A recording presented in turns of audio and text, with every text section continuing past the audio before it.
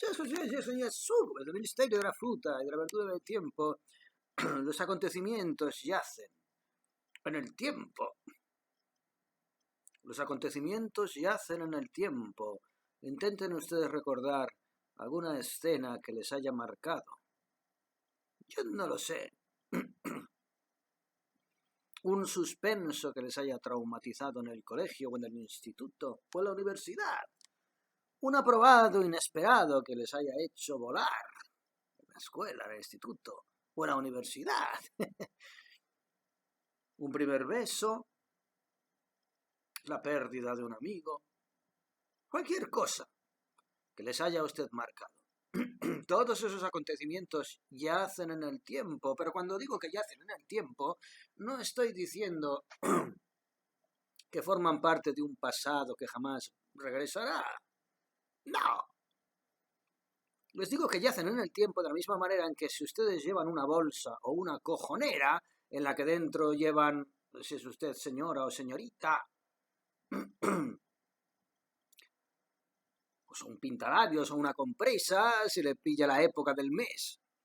O lleva usted en su bolsa portátil pues su cartera con sus tarjetas de crédito, etcétera, etcétera. Cuando digo que los acontecimientos yacen en el tiempo, lo digo en el sentido de que ustedes tendrían la propia capacidad, tienen la propia capacidad de recuperar esos momentos hurgando en esa cojonera o en esa bolsa de mano que llevan con ustedes, porque esa bolsa de mano, esa cojonera, que es la pantomnesia, que es el pleroma, que es la totalidad, contiene de forma reverberante y eternamente presente, en presente continuo, todos esos momentos que usted erróneamente considera que forman parte del pasado y que no van a regresar. Esos momentos que en muchas situaciones usted echa de menos, con nostalgia, con melancolía, están tan presentes en la eternidad del tiempo, son tan reales en la conformación total cósmica como sus propios sentimientos y sus propios biorritmos en este mismo instante en el que ustedes están viendo este vídeo. Son exactamente igual de reales, por no decir más, porque ya están liberados de su percepción individual absolutamente enterrada en vida, en esta cuerda orgánica y sensorial, cuyas únicas herramientas tiene usted para desenterrarse son los sentidos orgánicos, vista, oído, tacto, gusto y olfato. Entiendan ustedes que nosotros somos cadáveres enterrados en vida. La única manera que tenemos de arañar el ataúd, arañamos el ataúd, sacamos la navaja suiza para intentar abrir un resquicio y ¡socorro, por favor, me ahogo! No veo nada, estoy en perpetua oscuridad. Esa navaja suiza tiene 4 o 5 utilidades absolutamente disfuncionales. El sacacorchos, la navajita, la cucherita, el tenedorcito para poder pinchar los calamares en lata que usted se lleve al bosque, la navajita suiza, son la vista, el oído, el tacto, el gusto y el olfato. Pero nosotros estamos enterrados en vida. Ese enterramiento en vida, esa catalepsia horrible y pesadillesca de la que tanto gustaba hablar Edgar Allan Poe, entre muchos otros. El horror de ser enterrado en vida. Bien, eso era una metáfora de nuestra propia realidad, en este nivel de conciencia absolutamente vacilar e inferior. Existimos en estado cataléptico. Señoras con señores, y somos incapaces de poder ver el panorama en su conjunto. Por ello les decía, al abrir este vídeo, que todos aquellos momentos que ustedes añoran, aquellos seres queridos que han perdido, aquel primer beso, la alegría de esa canasta que usted marcó en su equipo de baloncesto, todo ello está en presente reverberante continuo, tiene la misma dignidad sustancial y existencial que tiene la que tenga usted ahora mismo escuchándome, ni más ni menos. Sé que es muy fácil decir esto y tragárselo como un cuento de los hermanos Grimm, pero no hace falta que se lo trague, porque se lo trague o se lo deje de tragar, subsiste la realidad de esta manera. El drama es no poder asimilarlo a través de nuestros sentidos, porque no estamos llamados de la misma manera en que, como decía el otro día, un salmonete no está llamado a sobrevolar el Himalaya, por lo menos dentro de su cuerda piscifactórica. Señoras con señores, y por si fuera poco, ese nivel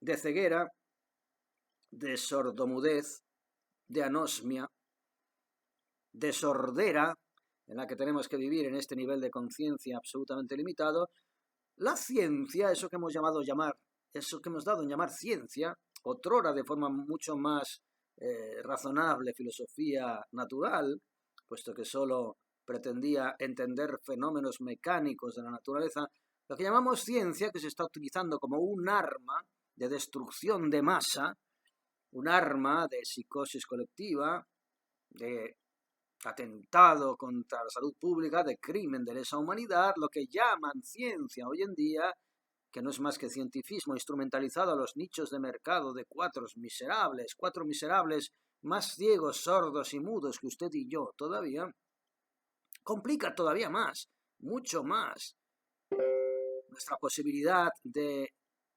converger los diversos niveles de conciencia a los que estamos llamados, que nos darían una pequeña chispa, una intuición reverberante, lejana, un eco de todo aquello de lo que formamos parte, a lo que pertenecemos y a lo que no diría hemos de regresar porque ya estamos ahí, solo que no somos conscientes de estar ahí. La ciencia es una herramienta más de distorsión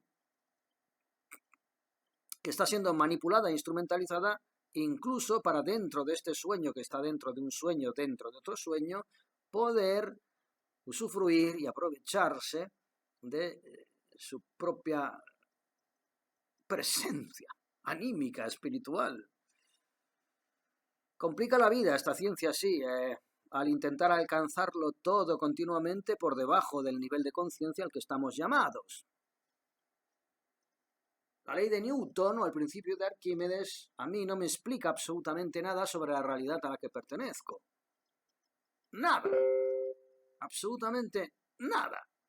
Esto es como si usted se compra un producto de bollería industrial y pretende elucubrar qué efecto generará en sus papilas gustativas leyendo la etiqueta que le dice que en ese producto de bollería hay un colorante E123, un conservante HB515, etcétera, etcétera. Todo eso a usted no le sirve para entender ni el sabor que va a ejercer ese producto de bollería industrial en sus papilas gustativas, ni mucho menos el efecto que va a poder generar en su sistema digestivo, si va a irritar su colon o no. Bien, señoras con señores, una de las maneras de subsanar esta ceguera y esta sordera y esta anosmia y esta mutilación sensorial general es la fe. Pero cuando hablamos de fe, arrancan todos los prejuicios. Fe, religión, inquisición, Dios, infierno, cielo, pecado. No, no, señoras con señores. Esas inferencias respecto al concepto de fe contienen el mismo prejuicio que contiene el de ciencia, como instrumento absolutamente mirado de forma bélica, como una puñetera arma para poder silenciar su propia naturaleza. Porque la fe no tiene nada que ver con cielo o infierno, ni con pecado, ni con virtud. Señoras y señores, en la fe el hombre llega a la certidumbre de que se tiene a sí mismo. Eso es la fe, la certidumbre de tenerse a sí mismo, no de tenerse en sí mismo, sino de tenerse a sí mismo. ¿Eso qué significa? Significa que estamos cometiendo un sacrilegio en el cual pretendemos compararnos con Dios o con una divinidad. No, todo lo contrario. Nosotros no nos comparamos con Dios. Nosotros somos Dios, en el sentido de que formamos parte indefectible de su obra. Somos una reverberación de ese cosmos, de ese universo, de esa inteligencia divina, manifestándose, y ahí es donde está la gran tribulación del ser humano, manifestándose en una conciencia individual sometida a sentidos orgánicos que no permiten poder ver la inmensidad de aquello de lo que uno forma parte, pero que sí que permite intuitivamente entender que forma parte de ello, y eso es la fe. Cuando hablamos de fe, hablamos de ello. Saber que existe una conciencia universal, una conciencia divina, un nivel de conciencia que todo lo abarca, del cual nosotros no somos más que una pequeñita manifestación, de la misma manera en que una chispa que salta de un fuego de leña corrobora que existe ese fuego de leña. Eso es la fe. Humildemente así yo entiendo la fe. Fe brahmánica, fe búdica, fe musulmana, fe judaica, fe cristiana, fe teosófica, hermética, me da igual. Creo que más o menos nos hemos entendido en ese sentido. Es la capacidad de entender, si bien intuitivamente, porque no estamos llamados a entenderlo de manera académica, como es esa ilusión del cientifismo que pretende entender la realidad de forma académica y en realidad no entiende una mierda, no entiende un carajo, entiende como máximo algunas leyes mecánicas de efectos naturales y poco más, que nada pueden dirimir sobre nuestra naturaleza, ni humana ni divina. La fe consiste precisamente en eso, en la conciencia de la unidad, en la conciencia de estar representando una porción perdida, una porción incapaz de poder conectar de forma objetiva con toda su propia naturaleza. Mozart, por ejemplo, lo decía cuando hablaba de sus propias composiciones. Mozart decía que en sus composiciones tenía en mente, a veces, cuando componía, la idea de sus composiciones era una idea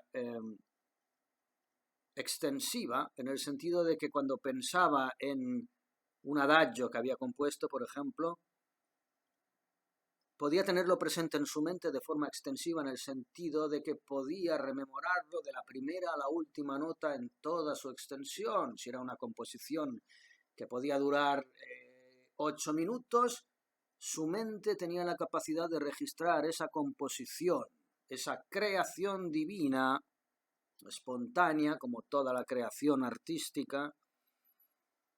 Su mente tenía la capacidad de entender esa creación divina y espontánea de manera extensiva, es decir, desde la primera hasta la última nota, en lo que conllevara en un concepto temporal lineal, 7-8 minutos de melodía, y también tenía la capacidad de entender esa creación divina de manera conjunta, como una unidad. Esa percepción única, inmediata, espontánea, era todavía mucho más consciente y mucho más descriptiva y narrativa de la obra creativa que esa concepción extensiva de 7-8 minutos dividida en notas musicales, desde su profesionalidad como músico. Esa impresión inmediata y total de unidad de esa composición creada de forma espontánea, divina, era una forma de percepción que correspondía a un nivel de conciencia superior al nivel de conciencia que le permitía analizar esa melodía en su extensión temporal, 7-8 minutos con determinadas notas, corcheas, semicorcheas, pausas musicales, etcétera, etcétera. Bien, señores con señores, la fe consiste básicamente en eso. Consiste básicamente en entender su propia existencia como una melodía que forma parte de una unidad que va más allá de las corcheas y las semicorcheas en las cuales puedan estar divididas en una cuerda temporal, espacial y en definitiva material. No sé si me estoy explicando.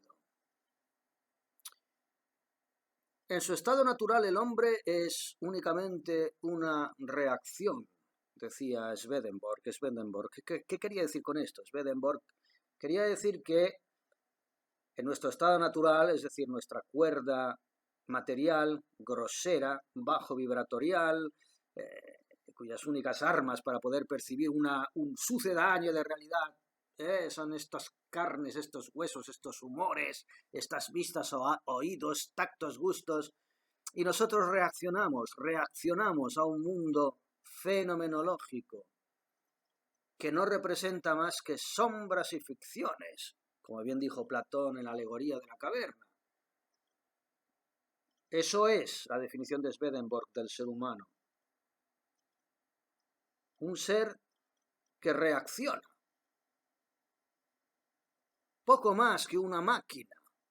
Poco más que una máquina. Otros teósofos definían al ser humano como una consecución de niveles de conciencia. Porque usted mismo, que no solamente usted mismo, sino 14 o 15 ustedes mismos o más, en función de su nivel de azúcar en la sangre y de otras variables puramente fisiológicas, usted, que no solamente usted mismo, sino varios individuos, un monstruo, una medusa, una hidra con muchas cabezas que perciben el mundo de forma absolutamente contradictoria en función de coordenadas que nada tienen que ver con su propia naturaleza espiritual y divina. Usted, que es un organismo multidisciplinar, reacciona al mundo. Reacciona al mundo dentro de esta máquina, esto es una máquina, en la cual usted está encerrado. Pero en realidad usted no necesitaría reaccionar al mundo, puesto que usted es el mundo, usted es la conciencia que engloba el mundo en toda su manifestación cósmica y universal. El drama es que usted, y ahí podríamos abrir otro melón, usted está atravesando una cuerda que está basada básicamente en el afinamiento de determinadas estructuras precisamente mecánicas que debieran ser traducidas finalmente a su propia asociación divina. Estamos en este mundo para corregir errores, decía... ¿Quién lo decía? Lo dije el otro día en un vídeo, no sé si lo decía Pascal o Teofrasto, no lo sé, porque ya me pierdo, señoras y señores, pero al final todos dicen lo mismo. El concepto de apocatástasis, relacionado con la metempsicosis de los griegos o con la reencarnación veda o con la resurrección cristiana. El periplo de implementación, afinación. Es como si de alguna manera tuviéramos que estar afinando la tuerca, afinando la cuerda del instrumento que ahora suena desafinado, y hay que afinarlo para que emita la nota musical correcta que permita que la sinfonía cósmica sea impecable. Señoras y señores. Bien, déjenme leerles un par de párrafos que tenía aquí registrados, si es que los encuentro, porque siempre estamos en las mismas. Dice, señoras y señores, dice, no es únicamente a través del reconocimiento de la escala, la fe, en nosotros mismos, que podemos huir de la negación de la vida. El terrible poder de la negación nos rodea por todos lados. Ese poder de la negación es la limitación de nuestros sentidos, a través de los cuales solo podemos percibir fenómenos que son fantasmas, elucubraciones, puesto que no son noúmenos, sino manifestaciones de ideas y de pensamientos. Alguna experiencia extraordinariamente mala, algún desastre horrible, alguna pérdida evoca inmediatamente el espíritu de negación en nuestro pensamiento. Lo vemos todo negro. Parecemos ser únicamente hijos del tiempo que pasa, que vivimos en un mundo de frustración que no comprendemos. Entonces el mundo nos parece únicamente algo maligno, maligno. Esa percepción negativa, como para que haya luz, tiene que haber una sombra proyectada, forma parte de ese concepto. Nuestra atención la atrae únicamente el peor lado de las cosas. Tendemos a ver lo negro, nuestra naturaleza física, que está hecha de dolor, enfermedad, envejecimiento y aniquilación orgánica. Nuestra atención, pues, atrae únicamente lo peor de todas las cosas. La voluntad se torna negativa. ¿Cómo podremos entonces, sin aquellas ideas nuevas que nos indican qué hacer, evitar el caer en la apatía que se caracteriza por el hecho de que ya no tratamos de comprender nada, caemos en una apatía y una depresión y una resignación, sino que alegremente o de cualquier otro modo sigamos adelante como buenamente podamos? Kierkegaard, por ejemplo, hablaba del salto de fe y hablaba de la desesperación y de la angustia como la enfermedad mortal, es decir, el principal problema del ser humano, e incluso como el pecado. El pecado, sí, porque la angustia y la desesperación no dejan de ser señales y proyecciones de soberbia, porque cuando nosotros vivimos de la angustia y de la desesperación y de la depresión, estamos firmando un certificado absolutamente maligno, oscuro, sórdido, diabólico y satánico, si quieren ustedes, de ateísmo o agnosticismo, no en términos religiosos, sino en términos de negar nuestra propia naturaleza eterna y cósmica, puesto que no podemos conectar con un nivel de conciencia que nos dé una perspectiva mucho más cercana a la realidad, entre comillas, de lo que somos y lo que representamos, optamos por cerrarnos en esta mónada en términos autistas e interpretarlo todo basado en la realidad orgánica en la que estamos viviendo, que es una realidad, al fin y al cabo, generada por una alucinación material que desaparece, que se consume, que se envejece, que se enferma, que muere, que se pudre, que se descompone. Esa realidad horrible que genera esta cuerda cósmica es el infierno. Es el infierno. Por eso siempre digo, alégrense ustedes en el sentido de que ya están en el infierno. No teman algo peor, no teman un infierno. Están en él, están en él. Y puesto que ya están en él, es momento de entender cómo funciona el mecanismo infernal en el cual nos hallamos enterrados en vida para poder salir de él, porque no es más que una pura alucinación. Sí, señoras y señores, este infierno es alucinatorio. Podríamos estar proyectando un paraíso con las mismas coordenadas y con los mismos ingredientes y vivir un paraíso en esta cuerda universal, pero no estamos educados para ello. ¿Por qué no estamos educados para ello? Porque estamos viviendo en un mundo en el cual se nos valora en función de bienes materiales, de conquistas, de poder institucional, social, etcétera, etcétera. ¿Qué significa toda esta telaraña, todo este entramado oscuro y sórdido en el cual hemos generado una civilización que no responde en absoluto a nuestra propia naturaleza humana, individual y divina? ¿Qué significa?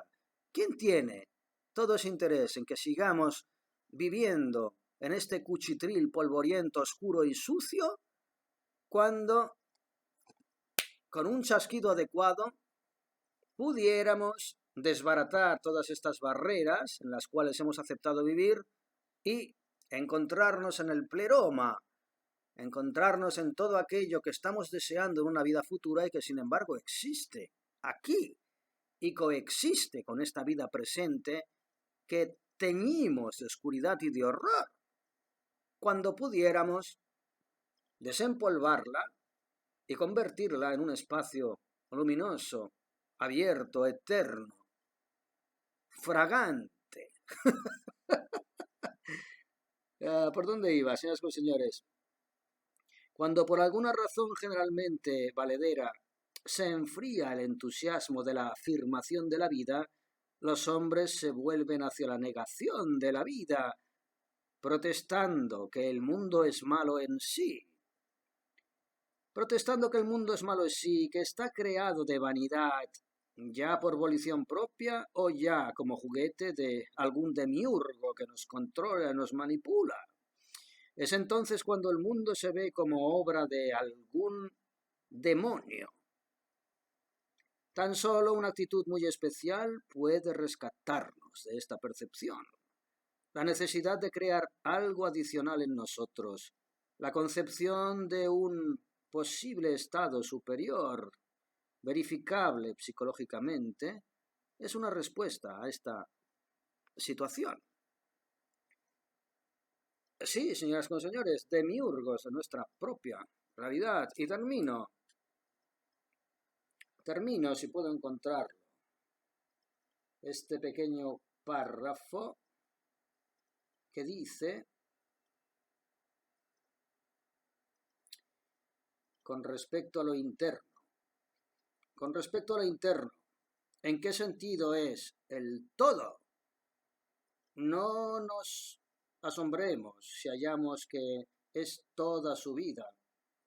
Soy una criatura aún en la matriz y una criatura que aún no ha sido concebida y una criatura que ya ha nacido y que también ha envejecido y ya ha muerto en una cuerda física.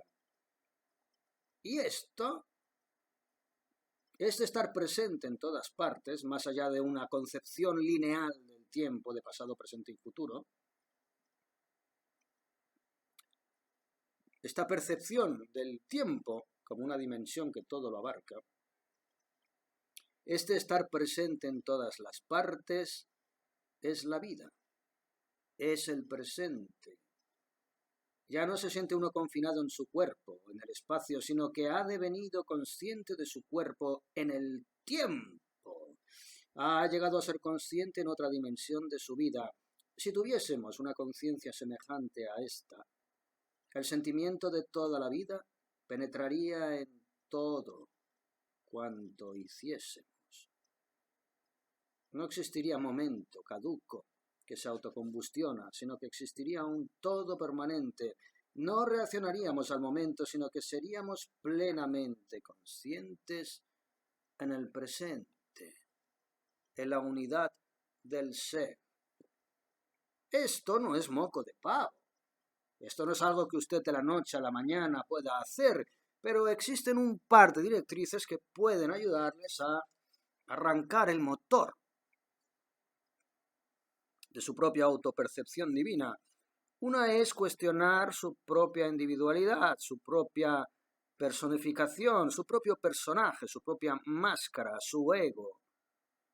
Aquello que usted representa como Pepito Pérez o Antonia Sánchez, butanero o funcionaria de la Caixa. Y la otra es revisar el concepto del tiempo. Ejercicios.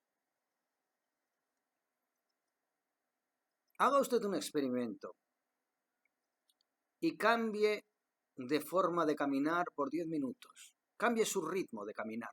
Cambie su movimiento automático, el que utiliza normalmente cuando camina por la calle. Cambie de forma consciente su ritmo y vamos a ver si esto afecta de alguna manera a su propio fluir de pensamiento, su propio fluir mental. Y cuando hablo de movimiento, puedo hablarles también incluso de timbre de voz. No porque usted tenga que modificarlo. Aquel que forma parte de su naturaleza es absolutamente respetable, pero el ejercicio consiste en modificarlo temporalmente para poder comprobar hasta qué punto sus propios patrones físicos y orgánicos mecanizan, zombifican y automatizan su propia manera de ver la realidad. Pruébelo. Señores, esto es brutal. Esto es como bajar a toda leche por un tobogán del Aquapark. ¡Guau! Ni te enteras de que ¡guau! Esta mentira del tiempo. ¡Guau! ¿Pero dónde ha pasado? Pero ya ha pasado otro año. Pero si estábamos con los polvorones y ya estamos en julio. ¿Pero esto qué es? Nos están engañando. Esto es un fraude, es un timo. Sí, señores, eso es el tiempo. Dentro de nuestra percepción, el tiempo es un fraude y es un timo. Epílogo al vídeo anterior, se me había olvidado. Quería hacerles este pequeño esquema y darles una última frase explicativa. Señores, imagínense ustedes que esta es la línea temporal. La línea temporal que nosotros llamamos el tiempo, tal y como lo percibimos, con su pasado aquí detrás, pasado, con su futuro, su futuro aquí delante y el presente. El momento presente. Presente. Que se combustiona espontáneamente. Se combustiona el presente espontáneamente porque en el momento en el que lo mencionamos ya se ha convertido en pasado. Bien, básicamente, esta ridícula línea que define nuestra concepción del tiempo vendría a estar hackeando nuestra propia identidad como seres espirituales y divinos. Ahí donde lo ven, efectivamente. Porque incluso nuestra propia personalidad, aquello que nosotros reconocemos como Miguel Villalba, en mi caso, está absolutamente supeditado a esta mentira lineal hecha de elementos mentirosos, puesto que dentro de una mentira, por muy sofisticada que sea, con múltiples elementos, cada uno de esos múltiples elementos no dejarán de ser mentiras. Mentiras que forman un conglomerado que representa un concepto falsario, falaz, alucinatorio, mendaz, mentiroso, falso. Cuando entendemos el tiempo en términos de línea. Fíjense ustedes, el tiempo, exactamente igual que el espacio, responde a la geometría euclidiana, en el sentido que nadie duda de que el espacio es tridimensional, ¿no? Tenemos aquí una armónica, por ejemplo, que tiene un ancho, este ancho que ven, donde está escrita la marca, perdonen, un largo, este largo que ven, donde está escrita la marca, de aquí a aquí, tiene un ancho, que vendría a ser este espacio, y tiene un alto, si lo colocan en posición vertical, que define tres dimensiones. Tres dimensiones. Alto, largo, ancho. Bien, el tiempo, señoras y señores, también es tridimensional. El tiempo también es tridimensional, pero de la misma manera en que nosotros hemos entendido que el espacio, dentro de una concepción también puramente abstracta y alucinatoria, es tridimensional, la realidad tampoco responde a la geometría euclidiana, pero hemos dado en ser incontestable y absolutamente globalmente reconocible esa tridimensión del espacio.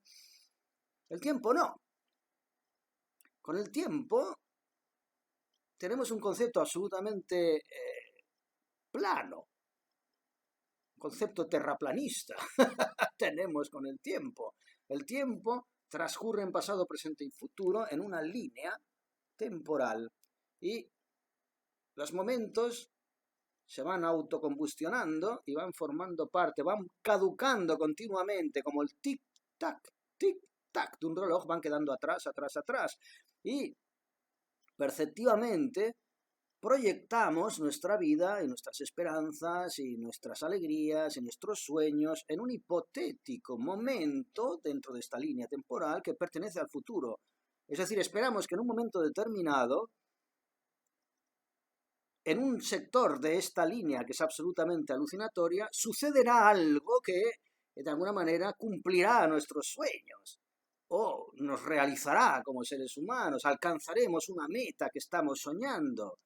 Tic-tac, tic-tac, solo es ese tic-tac lo que se interpone entre nuestro presente y esos sueños o esos deseos, o incluso lo que se interpone entre nuestro presente y todo aquello que tememos que deba suceder.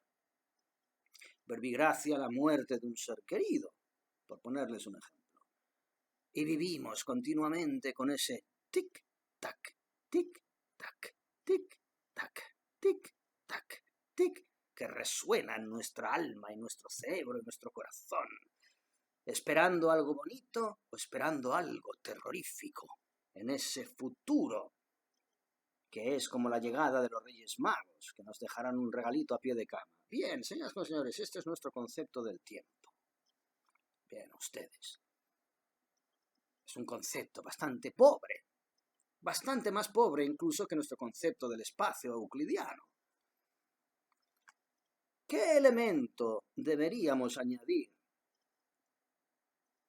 para poder apreciar la tridimensionalidad del tiempo de la misma manera en que apreciamos la tridimensionalidad euclidiana? Una incidencia vertical. Imagínense ustedes que el tiempo ya no es horizontal, lineal, sino que tiene una segunda dimensión. Hablaremos también de la tercera si me da tiempo, pero incidamos con la segunda dimensión en esta línea temporal en la cual nosotros basamos alucinatoriamente nuestra vida.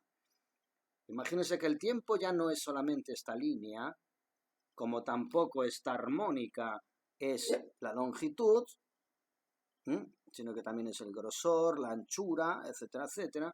Imagínense que el tiempo también incide de forma vertical, tiene otra dimensión. Bien, esta verticalidad no aplica a pasado, presente o futuro. Esta verticalidad del tiempo, esta otra dimensión del tiempo, aplica a todo el concepto lineal que tenemos del tiempo. ¿Eso qué significa? Significa que cualquier evento que nosotros hayamos experimentado o debamos experimentar, que queda grabado, en términos biológicos, mnemónicos, hablamos de pantomnesia, usted no olvida absolutamente nada. Es muy probable que no pueda recordar cosas, es muy probable que usted no tenga acceso a determinados recuerdos y memorias de su pasado, entre comillas, pero no le quepa la menor duda, en su disco duro, todo aquello, hasta el último detalle, está impolutamente grabado, sí, en este disco duro que tiene usted. Y esta dimensión vertical no entiende de amnesia, no entiende de cómo usted a través del paso del tiempo temporal pierda facultades orgánicas. Esta línea temporal vertical todo lo registra. Los registros acásicos que se dicen, todo. Y hasta el último de tus cabellos está contado, bíblica, evangélicamente. Nada se pierde. Nada se pierde. Bien, señoras y señores, esta dimensión vertical del tiempo aplica a su alucinación pasado-presente futurística. Y es una dimensión que usted está despreciando, que usted no tiene en cuenta cuando elucubra su propia realidad orgánica y física. Y no es de despreciar, porque es una dimensión a la cual usted no está llamado a percibir de forma consciente, de forma intuitiva, anímica y espiritual. Usted tiene acceso a ella, pero de forma consciente no. Usted vive su día a día, se levanta a las 6 de la mañana, caga, se toma su café, etcétera, etcétera. Bien, esta dimensión vertical no responde a pasados, ni a presentes, ni a futuros, y esta dimensión temporal existe. Y en esta dimensión temporal existe usted, tanto como existe en esta otra, horizontal, lineal. Por lo tanto, imagínese usted la cantidad la cantidad de variables que están coexistiendo, a pesar de que usted no sea consciente, porque registra la realidad en base a una línea horizontal. Imagínese usted la cantidad de realidades conscientes, inconscientes por su parte, que existen en el universo, porque esta línea horizontal, como les he dicho, no aplica solamente a su momento presente, que se autocombustiona, sino que aplica a cualquier punto de esta línea horizontal temporal. Está aquí, aquí, aquí, aquí, aquí. Usted está aquí, ¿bien? Ya no está aquí porque acaba de terminar este momento, ahora ya está aquí, y aquí, y aquí. Pero esta línea temporal no entiende de esta consecución lineal. Esta línea vertical es omnipresente. Y aquí, y aquí, y aquí, y aquí, y aquí, y aquí, y aquí, y aquí, y aquí, y aquí, y aquí, y aquí, y aquí. Y cada una de estas dimensiones temporales que aplican tridimensionalmente, como la geometría euclidiana, a su pasado, presente y futuro, a su tiempo percibido como la línea temporal, cada una de estas líneas aplica a una realidad que es un presente continuo, tan real como aquel en el que usted ahora mismo me está escuchando, y tan real como el que continuará cuando usted haya terminado de ver este vídeo y haya pasado a cenar o a cualquier otro tipo de actividad que tenga usted a bien llevar a cabo en lo que queda del día. Bien, señoras y señores, esta es una tímida perspectiva de la realidad de la que estamos viviendo y que estamos ignorando de forma absolutamente irreflexiva.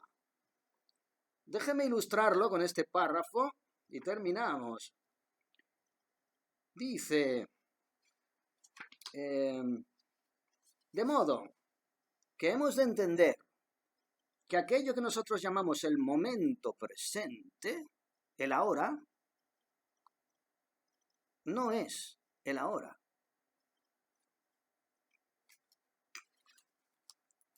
El momento presente es aquello que registramos en esta línea horizontal temporal que se va autocombustionando permanentemente porque vivimos en un mundo de caducidad y de caducidad efímera permanente. Tic-tac, tic-tac. Cada tic-tac es la muerte de un presente que se convierte en pasado y que camina hacia un hipotético futuro que no llega nunca, como el horizonte. Está siempre allí, por mucho que usted camine, corra, acelere el paso, siempre va a estar a la misma distancia. ¿Por qué? Porque es mentira. Porque ese horizonte no existe. Como no existe el futuro, como tampoco existe el pasado. Si tuviéramos la capacidad de apreciar esta dimensión vertical del tiempo, nos daríamos cuenta de que aquel momento que usted recuerda con nostalgia, su primer beso, está ahí permanentemente con la misma fuerza sustancial que está este momento en el que usted ahora mismo está escuchando este vídeo.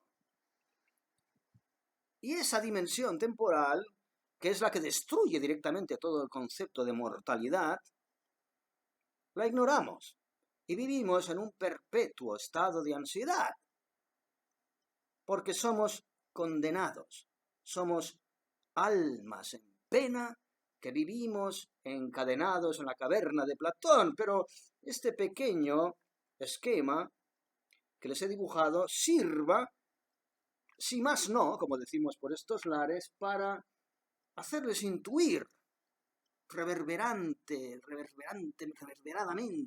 lejanamente, a modo de eco, esa realidad de la que estamos privados. Dice, de modo que hemos de entender que aquello que nosotros llamamos el momento presente no es el ahora, que es permanente, que es el presente continuo, no efímero, no autocombustionante, como lo interpretamos en nuestra concepción temporal lineal. Pues el momento presente yace en la horizontal del tiempo. La horizontal del tiempo. Y el ahora es una vertical e inconmensurable con la horizontal. Disculpen el epílogo.